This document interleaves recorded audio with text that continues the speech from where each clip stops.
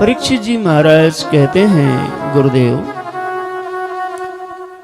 कितने मनुओं की परंपरा है, आप कृपा करके हमको इस विवरण को समझाएं। सभी श्रोता लोग प्रसन्न होकर के अपने मन को एकाग्रचित्त करके और कथा में तन्मयता, कथा में तल्लीन हों। सुखदेव भगवान कहते हैं, राजन ब्रह्मा के एक दिन में 14 मनु बदल जाते हैं। मानो परीक्षित जी महाराज ने जिज्ञासा चाहा कि गुरुदेव ब्रह्मा का दिन कितना बड़ा होता है, तो समझाया कि देखो ये जो मानवीय काल गणना है, इसमें बड़ी गणना हम युग के रूप में करते हैं। 4 युग, पहला युग सतयुग, दूसरा त्रेता युग, थोड़ा बोलें आप सब, तीसरा द्वापर युग और चौथा कलयुग। जो कलयुग की आयु मानी गई वो 4,32,000 वर्ष माना गया। कलयुग की आयु, हमारी आपकी आयु कितनी होगी? ज्यादा से ज्यादा 100 वर्ष लगभग, लेकिन कलयुग की ही आयु 4,32,000 वर्ष है। भैया सोचिए कि हम आप अपना अभिमान कहाँ रख पाएंगे। और आएंगे जाएंगे एक युग में, हिसाब लगाओगे तो दिमाग गर्म हो जाएगा। इसलिए इन बातों को समझ के भगवान के चरणों में लग जाइए। 4,32,000 वर्ष का कलयुग होता है और ठीक इसका 2 गुना यानी 8,64,000 वर्ष का द्वापर युग होता है और 12,96,000 वर्ष का त्रेता युग होता है और 17,28,000 वर्ष का शतयुग होता है।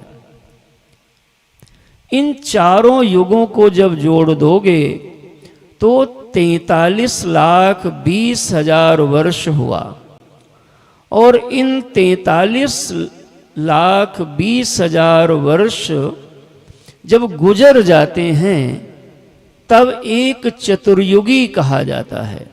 यानी सतयुग, त्रेतायुग, द्वापर युग, कलयुग एक चक्कर लगा लेता है, उसको कहते हैं एक चतुर्युगी। एक चक्कर लगाने में अमन पांडे कितना टाइम गुजर जाएगा? 43,20,000 वर्ष। जरा ध्यान से सुनिएगा। और ऐसे एक चक्कर नहीं, जब 1,000 चक्कर ये चारों युग लगा लेते हैं तो उसको एक महायुग बोलेंगे और इसी को ब्रह्मा का एक दिन कहते हैं और इसी को एक कल्प कहा जाता है।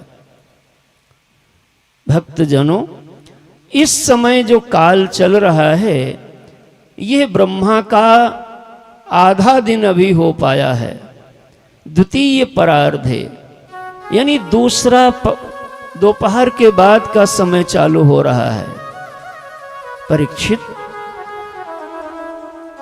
ब्रह्मा के एक दिन कहो या एक कल्प कहो, उनमें कौन कौन 14 मनु होते हैं हम तुमको बताते हैं। पहले मनु हुए स्वयंभू मनु, जिनकी चर्चा मैंने आपको बताई। दूसरे मनु हुए स्वरोचिष नाम के मनु, ये अग्नि देवता के पुत्र थे। ये मनु एक पद है, वो बने। तीसरे मनु के रूप में प्रियव्रत के पुत्र हैं जिनका नाम है उत्तम, और उत्तम तीसरे मनु बने। परीक्षित, इन्हीं उत्तम नाम के मनु के कार्यकाल में एक बड़ी अद्भुत घटना हुई।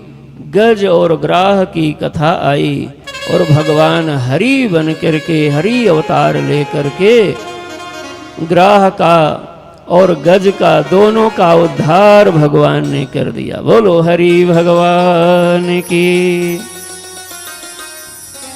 चौथे मनु हुए जिनका नाम था तामस मनु। ये उत्तम मनु के ही भाई थे। पांचवें मनु हुए रेवत नाम के मनु। इन्हीं रेवत नाम के मनु की पुत्री थी रेवती, और जिन रेवती का विवाह भगवान बलदाऊ जी के साथ, बलराम जी के साथ हुआ था, यानी होगा भी आगे कथा में। बोलो बलराम भगवान की। इन्हीं रेवत मनु के कार्यकाल में सागर मंथन की घटना हुई और देवता और दैत्य मिल करके सागर का मंथन किया। उस मंथन में 14 रत्न निकले। अंत में भगवान की योजना के अनुसार धन्वंतरी जी प्रगटे और आयुर्वेद और अमृत प्रगटा। अंत में भगवान मोहिनी बन करके देवताओं को अमृत पिला दिया। बाद में आप जानते हैं सूर्य और चंद्र के बीच में राहु बैठने के कारण से बाद में चक्र चलाया, सर कटा, राहु और केतु बना और अंत में फिर युद्ध होता है। भक्तजनों, सातवें मनु है श्राद्ध देव। ठीक से सुनिएगा, कम से कम ये तो इतना भागवत सुन रहे हो तो ये विषय स्पष्ट हो, और इन कथाओं को सुन के आपका अभिमान गल जाना चाहिए कि इतनी दीर्घ काल में हम अपने छोटे से किसी चीज को लेके अभिमान बना लेते हैं। सोचो भैया, अनंत काल में हमारे लिए सुई की नोक के बराबर भी कहीं जगह नहीं बन पाएगी, फिर भी जीव इतना अभिमान में आ जाता है महाराज कि भगवान को ही भूल जाता, महापुरुषों को ही भूल जाता, माता पिता को ही भूल जाता। श्राद्ध देव जो मनु हुए, ये विवस्वान के पुत्र थे।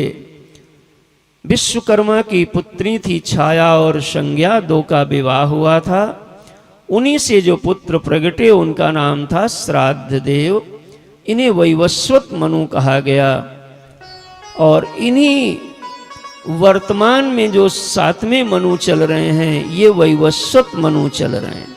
इसलिए पंडित जी जो लोग जब संकल्प कराते हैं तो कहते हैं वैवस्वत मन्वंतरे द्वितीय परार्धे। और इस कल्प का क्या नाम है? श्वेत बाराह कल्पे। जो बाराह भगवान ने अवतार लिया वो एकदम श्वेत रंग के थे। ये सारा देखो मंत्र में रखा जाता। जब जानकारी आपको होगी तो आप इन चीजों को समझ भी पाएंगे।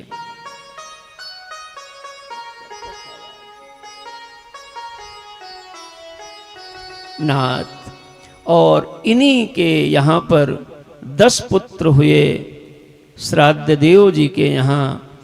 इन्हीं में इक्ष्वाकु सबसे बड़े पुत्र थे और इक्ष्वाकु वंश चला।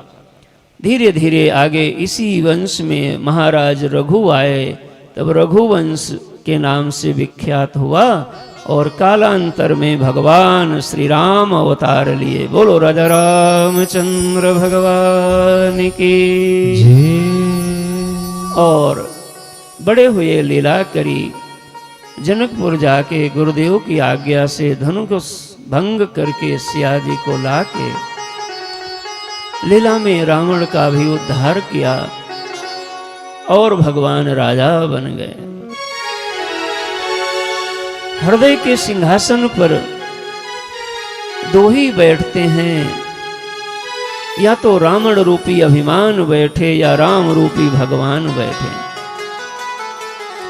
रामायण का संदेश है कि रावण रूपी अभिमान से बच जाइए और हृदय के सिंहासन पर भगवान राम को पधरा लीजिए, जीवन तुम्हारा राम राज्य में सुख के आनंद में बन जाएगा।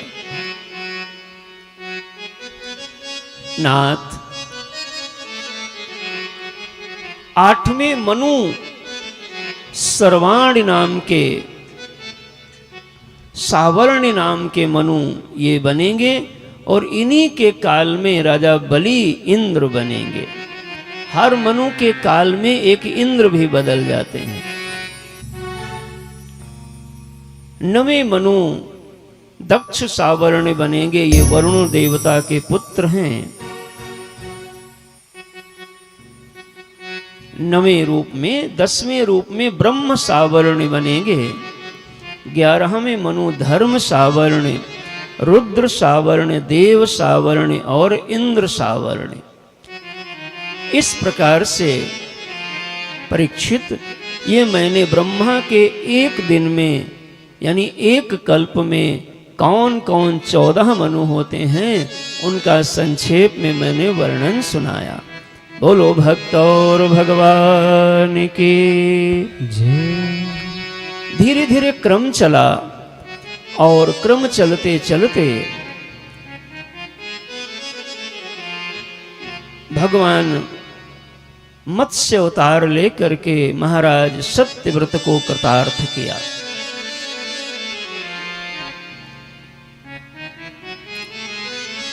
नवम स्कंद का नाम है ईशानु कथा। ईशानु कथा का यह संदेश है कि इस